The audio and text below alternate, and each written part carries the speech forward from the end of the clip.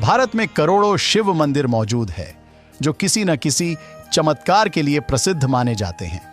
कई चमत्कारी शिव मंदिर में हजारों किलोमीटर की दूरी से चलकर भक्त दर्शन करने के लिए पहुंचते हैं। कई मंदिर भगवान शिव के ऐसे हैं जिनमें मौजूद हैं कई प्रकार के रहस्य चमत्कार हैं जिन्हें देखकर वैज्ञानिक भी हैरान रह जाते हैं।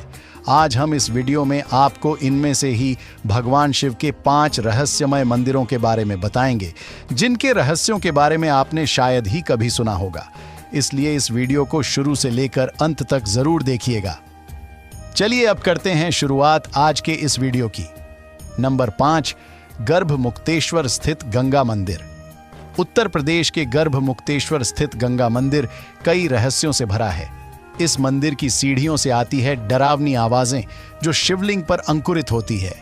इस मंदिर को कब किसने बनवाया इसका भी कोई निश्चित प्रमाण नहीं है। वैसे तो आपने बहुत से मंदिरों के बारे में सुना होगा, लेकिन आज हम आपको देश के एक बहुचर्चित और शिव मंदिर के बारे में बता रहे हैं। यहाँ पूरे साल श्रद्धालुओं का तांता लगा रहता है। उत्तर प्रदेश के गर्भमुक्तेश्वर स्थित मंदिर को प्राचीन गंगा मंदिर के नाम से जाना जाता है। यहाँ मां गंगा के साथ साथ ब्रह्मा जी की एक सफेद मूर्ति स्थापित है। इसके अलावा मंदिर में एक चमत्कारी शिवलिंग भी है। गर्भमुक्तेश्वर में मौजूद इस मंदिर का उल्लेख पुराणों में भी देखने को मिलता है। देवी गंगा का यह मंदिर शहरी आबादी के एक छोर पर लगभग 80 फीट ऊंचे टीले पर बना हुआ है। यहाँ से गंगा नदी लगभग 5 किलोमीटर की दूरी पर है। हजारों वर्ष से भी पुराना है यह मंदिर। इस रहस्यमय मंदिर की स्थापना कब और किसने की इसका कोई निश्चित प्रमाण भी उपलब्ध नहीं है, लेकिन स्थानीय लोगों का मानना है कि इस मंदिर का इतिहास हजारों वर्ष पुराना है। इसके अलावा मंदिर की वर्तमान संरचना को बने हुए भी लगभग 600 वर्ष हो चुके हैं। मंदिर से संबंधित मूल इतिहास के बारे में कोई भी शेष जानकारी किसी के पास नहीं है। मंदिर की सीढ़ियों से आती है रहस्यमयी आवाजें। ये मंदिर बेहद ऊंचाई पर स्थित है। ऐसे में मंदिर तक पहुंचने के लिए भक्तों को लंबी सीढ़ियां चढ़नी पड़ती है। मंदिर तक जाने वाली ये सीढ़ियां रहस्यमयी पत्थर से बनी हुई हैं। जब कोई भी व्यक्ति मंदिर की इन सीढ़ियों पर चढ़ता है या पत्थर फेंकता है तो पानी में पत्थर मारने जैसी आवाज आती है। कहा जाता है कि प्राचीन में गंगा नदी का पानी इस मंदिर की सीढ़ियों तक आता था, लेकिन अब गंगा नदी मंदिर से करीब 5 किलोमीटर की दूरी पर है। हर साल शिवलिंग पर अंकुरित होती है। मंदिर में स्थित शिवलिंग के बारे में किंवदंती है कि इसके ऊपर हर साल कार्तिक माह में अपने आप एक विशेष आकृति अंकुरित होती है। मंदिर के पुजारी की माने तो शिवलिंग के ऊपर अंकुरित होने वाली यह आकृति हर बार अलग आकार एवं रूप में निकलती है। कहा जाता है ये आकृतियां अलग अलग देवी देवताओं की होती है। आज तक कोई भी वैज्ञानिक मंदिर से जुड़े इन रहस्यों का खुलासा नहीं कर पाया है। नंबर 4, ऐरावतेश्वर मंदिर। तमिलनाडु में बने इस मंदिर की सीढ़ियों पर गूंजते हैं संगीत के शोर। ऐरावतेश्वर मंदिर भगवान शिव को समर्पित है।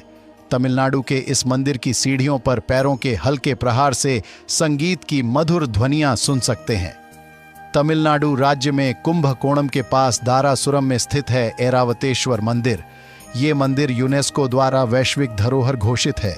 यह हिंदू मंदिर है जिसे दक्षिणी भारत के 12वीं सदी में राजा राजचोल द्वितीय द्वारा बनवाया गया था। ऐरावतेश्वर मंदिर भगवान शिव को समर्पित है।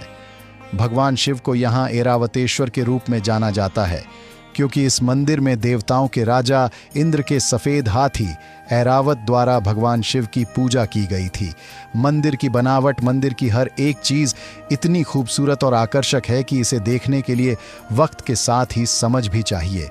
पत्थरों पर की गई नक्काशी बहुत ही शानदार है। ऐसा माना जाता है कि मंदिर को मनोरंजन के लिए बनाया गया था। मंदिर के स्तंभ 80 फीट ऊंचे हैं। सामने के मंडप का दक्षिणी भाग पत्थर के बड़े पहियों वाला विशाल रथ के रूप में है जिसे घोड़े खींच रहे हैं। आंगन के पूर्व में नक्काशीदार इमारतों का समूह है जिनमें से एक बलिपीठ कहा जाता है। मतलब बलि देने का स्थान। बलिपीठ की कुर्सी पर एक छोटा मंदिर है जिसमें गणेश जी की छवि है। चौकी के दक्षिणी तरफ शानदार नक्काशियों वाली 3 सीढ़ियों का समूह है। यही वो सीढ़ियां हैं जिन पर पैर से हल्की सी भी ठोकर लगने से संगीत की ध्वनियां निकलती हैं।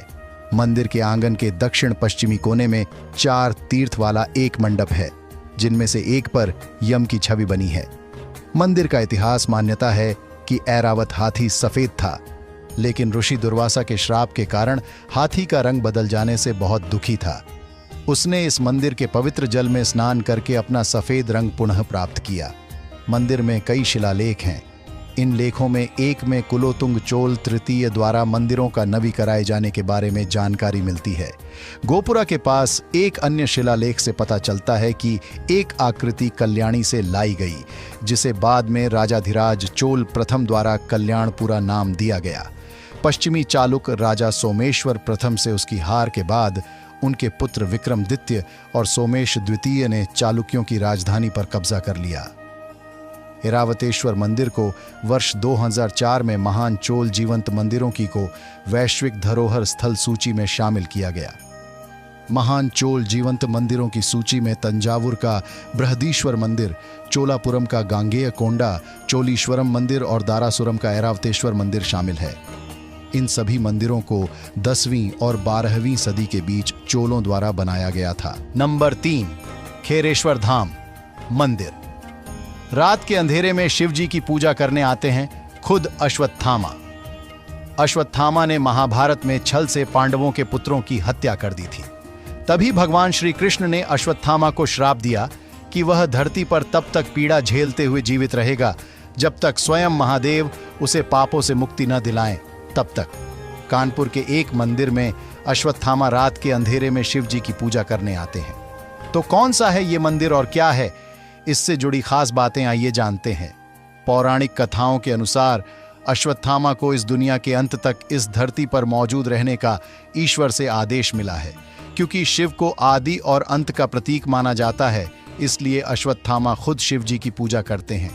बताया जाता है कि उत्तर प्रदेश के कानपुर के शिवराजपुर जगह में शिव जी का यह मंदिर स्थित है। इसका नाम खेरेश्वर धाम मंदिर है। माना जाता है कि अश्वत्थामा खुद भगवान भोलेनाथ की पूजा करते हैं। अश्वत्थामा रात के अंधेरे में चुपके से आकर भगवान शंकर की पूजा करते हैं। वे उन्हें फूल माला चढ़ाने के अलावा मंत्र का जाप करते हैं। तभी सुबह मंदिर के कपाट खोलने पर चीजें बिखरी हुई मिलती हैं। मंदिर के पुजारी और स्थानीय लोगों के मुताबिक इस अद्भुत घटना को देखने की आज तक किसी में हिम्मत नहीं हुई। जिस किसी ने भी ईश्वर को चुनौती देनी चाहिए, उसे अपनी आंखों की रोशनी गंवानी पड़ी। हालांकि इसके रहस्य को जानने के लिए बहुत से न्यूज चैनलों ने भी कोशिश की। दरअसल न्यूज चैनल के एक्सपर्ट्स की टीम पूरी रात इस मंदिर के सामने रुके, लेकिन उन्हें अश्वत्थामा तो नहीं दिखे, पर उनको एक चौंकाने वाली चीज जरूर पता लगी।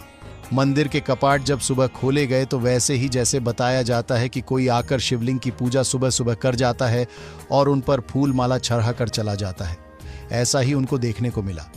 यह इसलिए इतना चौंकाने वाला था क्योंकि पूरी रात वे न्यूज चैनल के एक्सपर्ट्स उस मंदिर के बाहर रुके हुए थे, लेकिन उन्होंने मंदिर में रात को किसी को आते जाते नहीं देखा। तो फिर वह व्यक्ति कौन था जो अदृश्य होकर शिवलिंग की पूजा कर गया? यह भी बताया जाता है कि रात के अंधेरे में इस मंदिर में कुछ अजीब घटनाएं होती हैं। अचानक से घंटियां बजने लगती हैं, धूप दीप की महक आती है। ऐसे में जब भी पुजारी या किसी और ने इस बात का सच जानने की कोशिश की, उनमें से कुछ को अपनी दृष्टि गंवानी पड़ी है। मंदिर के पुजारी के मुताबिक अश्वत्थामा को भोलेनाथ का पूजन करते देखना आम बात नहीं है। इस अद्भुत दृश्य को देखने की क्षमता किसी भी व्यक्ति में नहीं होती है। यह मंदिर काफी प्राचीन है, लगभग 200 साल पुराना है। कहा जाता है द्वापर युग में गुरु द्रोणाचार्य की कुटी यही हुआ करती थी। अश्वत्थामा का जन्म यहीं पर हुआ था, इसीलिए वे यहाँ पूजा करने आते हैं। मंदिर में स्थापित शिवलिंग की उत्पत्ति जमीन से हुई है।